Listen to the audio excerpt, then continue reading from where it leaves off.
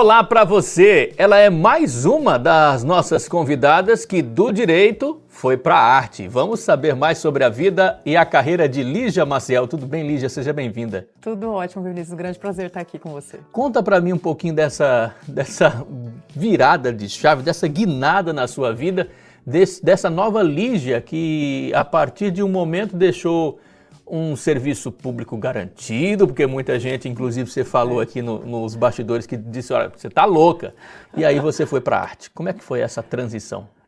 Eu fui servidora pública por 11 anos, né? E é uma coisa de que eu me orgulho muito, eu adorava ser servidora pública, né? Mas chegou um ponto de virada na minha vida, e eu acabei indo para esse lance da cerâmica, né? Para mim, várias pessoas falaram assim, você tá louca, né? Deixar a estabilidade. E realmente eu estava louca mesmo, depois os médicos atestaram. Mas foi uma loucura que me trouxe para dentro de uma atividade que eu amo fazer hoje, que é produzir cerâmica e dar aulas de cerâmica também. Como é que despertou isso para cerâmica, assim, e já tinha, você estava contando para mim, eu não tenho aptidão para desenhar, não sei o quê, mas chegou a cerâmica na sua vida de alguma forma, e de que Sim. forma foi?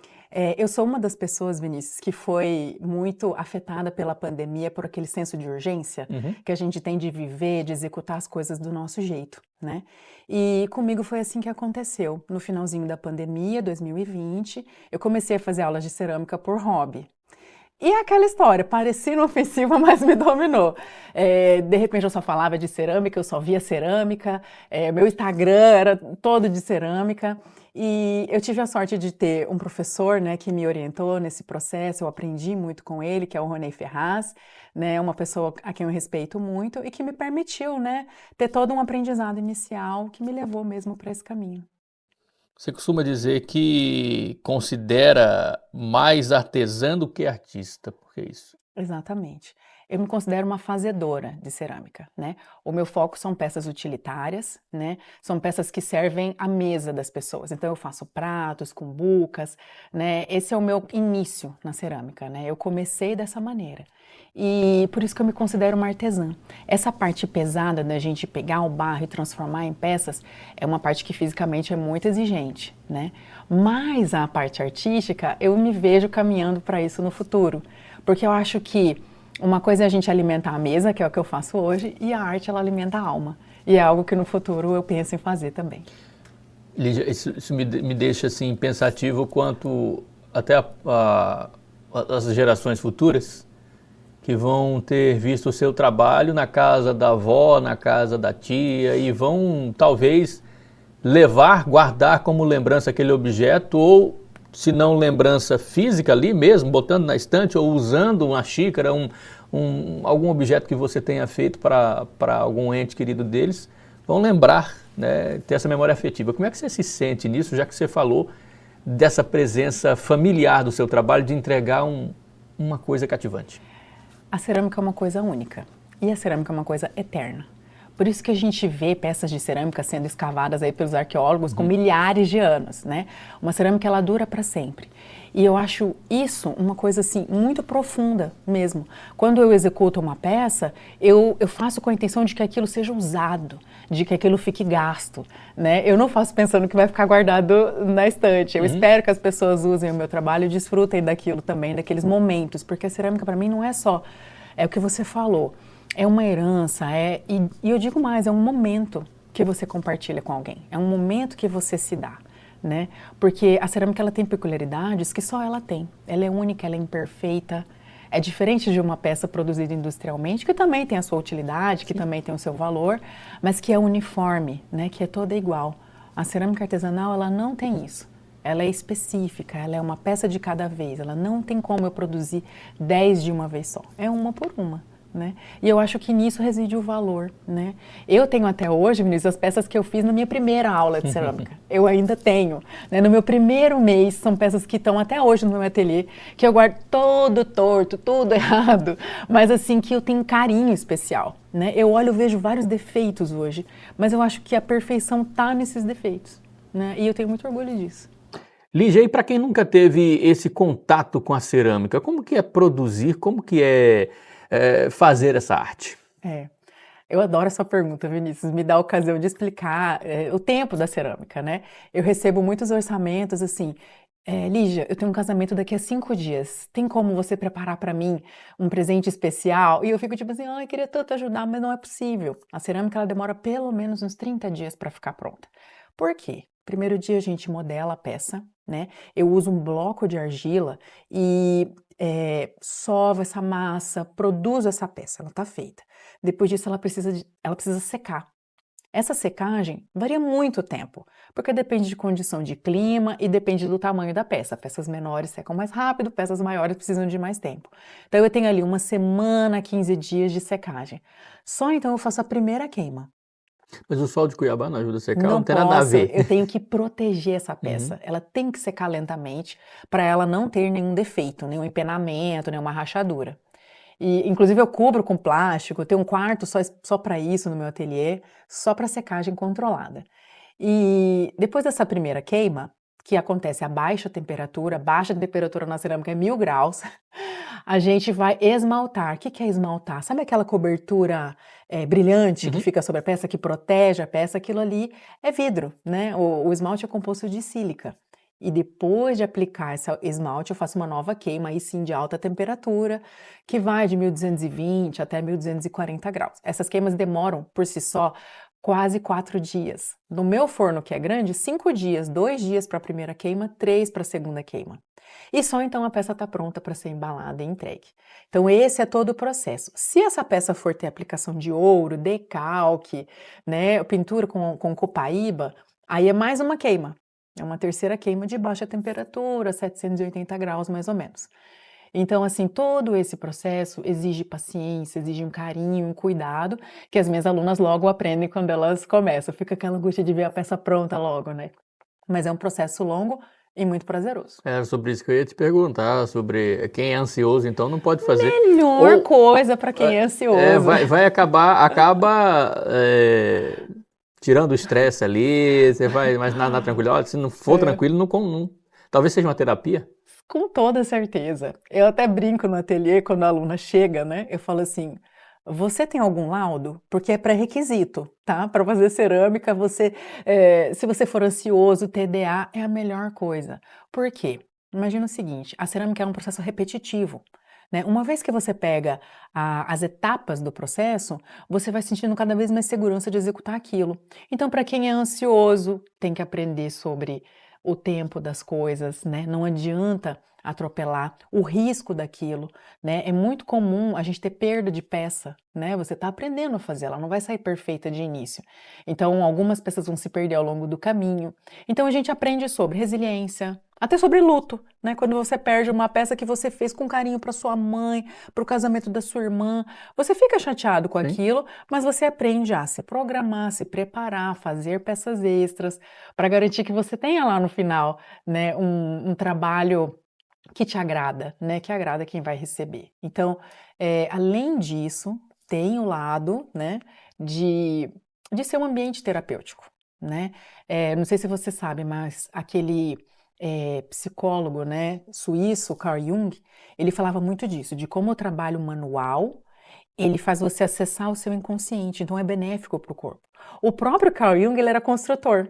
Ele construiu a própria casa porque ele entendia que o trabalho manual, você pegar na terra, você pegar na matéria, né, te ajuda a se conectar com o seu interior. E eu vejo isso dia a dia, porque o ambiente que a gente desenvolve lá, eu atendo poucas alunas por vez, ele permite não só você abrir o seu coração, você ouvir um conselho, você dar um conselho, e isso acaba se transformando numa espécie de terapia que você sai leve, né? Vários momentos eu estou conversando com uma aluna e eu sinto que ela precisa ficar um pouquinho mais ali, a gente acaba esticando, a gente conversa um pouco mais, e é muito prazeroso para mim. Me ajuda a crescer muito como profissional e como pessoa também.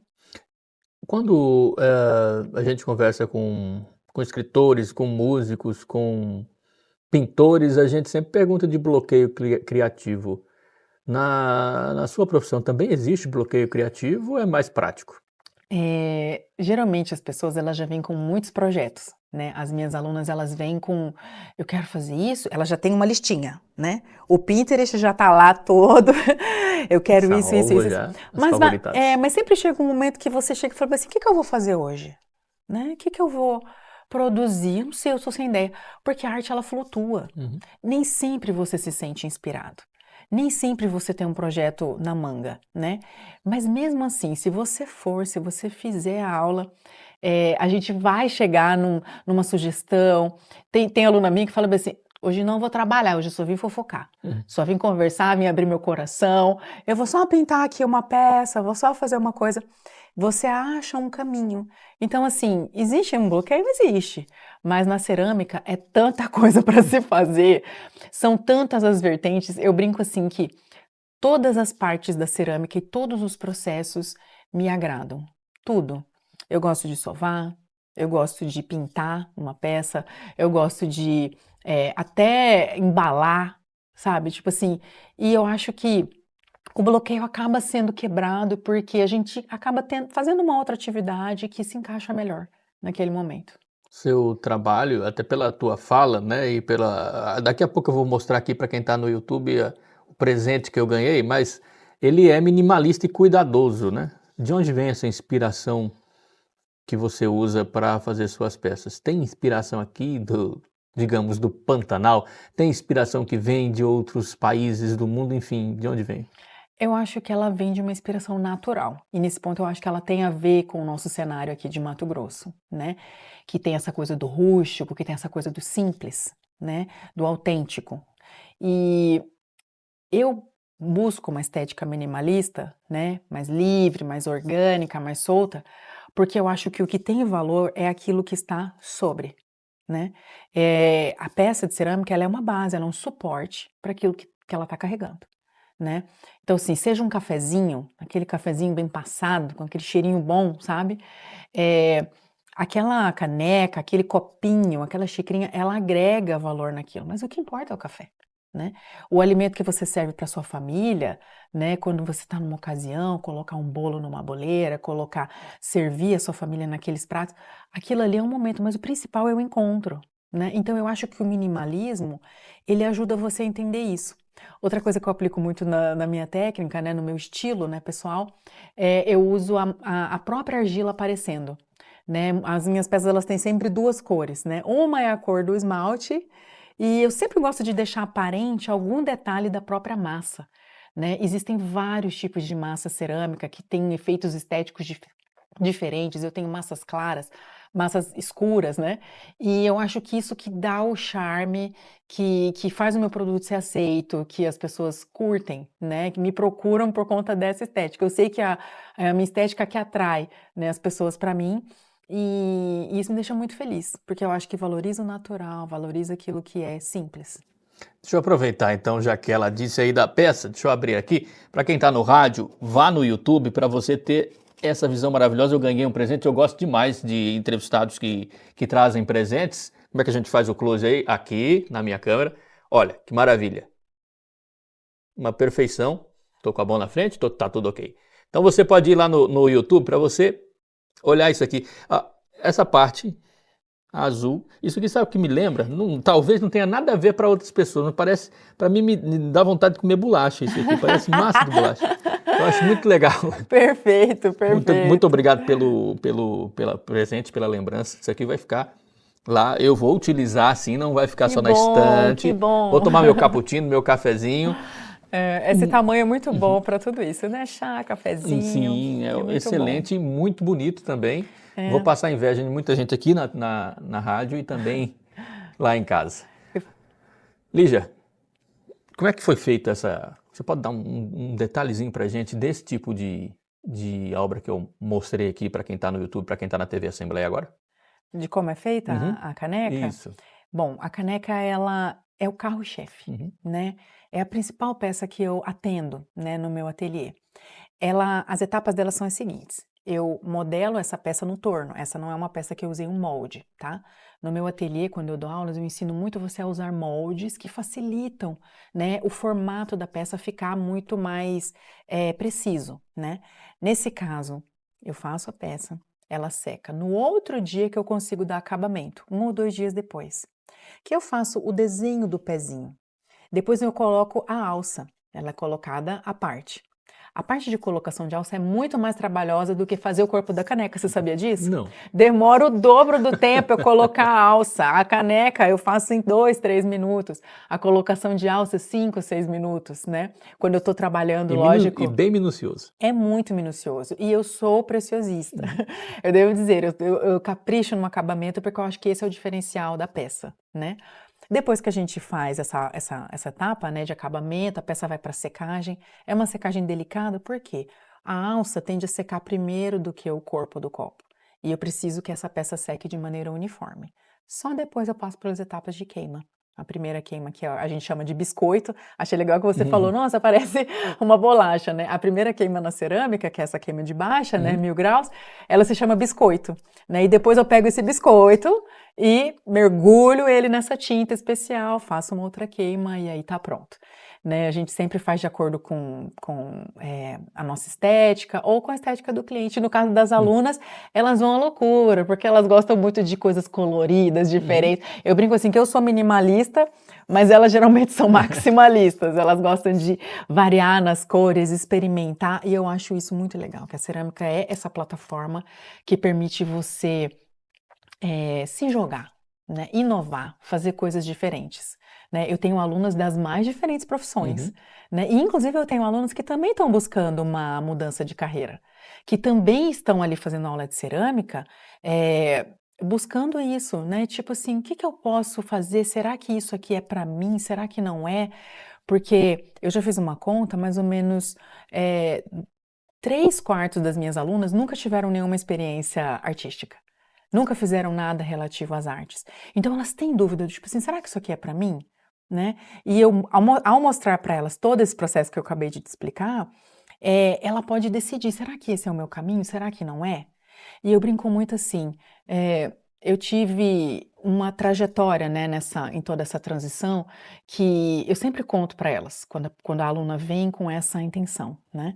E eu explico assim, ó, a primeira coisa que você faz é você aprende, né? Calça a sandália da humildade, faz uma aula, tem muito conteúdo online e tem muitos professores legais, principalmente aqui em Cuiabá, né? A gente tem o Osmar Virgílio, né, que ensina torno, a Maria Fernanda da Fefa Cerâmicas, o Ronei, a Dalva, a Irani, né? A Aline, a Nadine. Então, assim, a gente tem uma galera legal ensinando. Então, vai lá, aprende, né?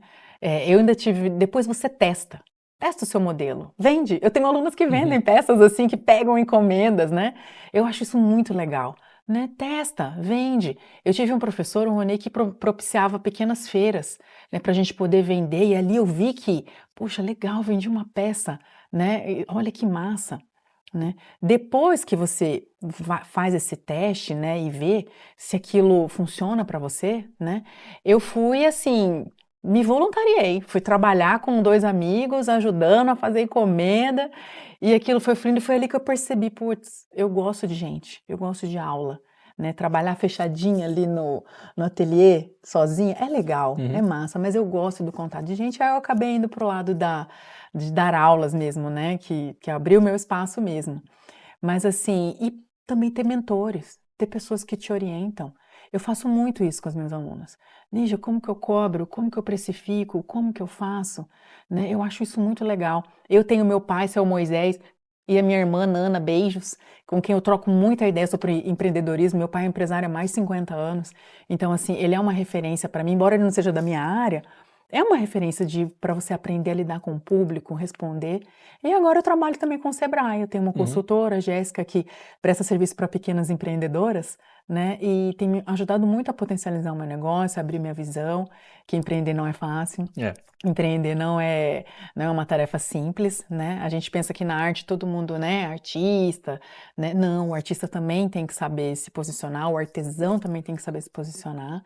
E eu acho que é isso, sabe? Assim, acho que todo esse processo, né, de como produz, ele é um conhecimento básico, até para você saber se você vai mudar de carreira, até para você saber se isso vai continuar como um hobby, que também é uma delícia, né?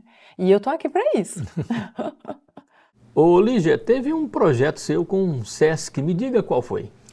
Então, eu recebi um convite do Sesc, ele fez vários orçamentos, né? Eu participei dessa cotação para produzir as peças do restaurante Cambará, no Sesc Porto Cercado, lá em Poconé. Quando eu vi, Vinícius, o tanto de peça que era no orçamento, eu quase caí para trás. Por quê? A minha estrutura é pequena. E eu pensei, gente, será que eu vou dar conta? Mas me joguei nessa empreitada. Óbvio que eu tive o apoio de pessoas muito importantes, né, para realizar um projeto de 2.000 peças. A gente não faz sozinho. Eu contei com o apoio da Aline, da Casa K Cerâmicas, né, que na época era minha parceira, e do Célio Henrique, que é um oleiro assim de mão cheia, né, que trabalhou muito comigo nesse projeto. E a gente foi fazendo entregas em lotes, né, a gente teve que fracionar essa entrega, e foi um grande sucesso. Né? Foram produzidas peças em 3 cores, numa paleta que o Sesc aprovou, e eu tenho muita alegria de ter feito isso, porque foi um desafio muito grande. Foram noites que a gente virou trabalhando, né? Mas eu tenho a satisfação de trabalhar para a minha terra, sabe? Isso de ver o Sesc prestigiando o produtor local, aquilo que é feito aqui, né? É maravilhoso. E prestigiar um ateliê pequeno, né? Assim, eu não sou uma empresa grande, né? A gente é pequeno, então assim, isso dá a possibilidade eu tive a possibilidade de perceber a minha capacidade de produção através desse trabalho que o Sesc prestigiou, né, o local, né? Outra coisa que me alegra muito é que os clientes do Sesc adoram as peças. Né? Eles gostam tanto que eles pediram para ter peças na loja para poder adquirir e levar para casa uma lembrança do Pantanal. Então isso me enche de alegria. Legal. Lígia, muito obrigado pela sua presença aqui. Antes de você ir, né, gostaria de pedir que você deixasse uma mensagem em especial para as mulheres que estão talvez pensando em mudar de carreira. Seja para o que você faz ou para qualquer outra coisa. Essa coragem que você teve é exemplo para elas?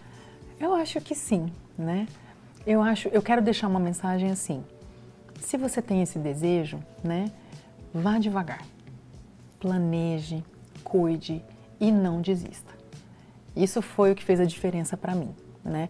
A gente tem momentos de dificuldade, como mãe, né? Como uma pessoa que tem que dar conta das coisas sozinha, isso é importante.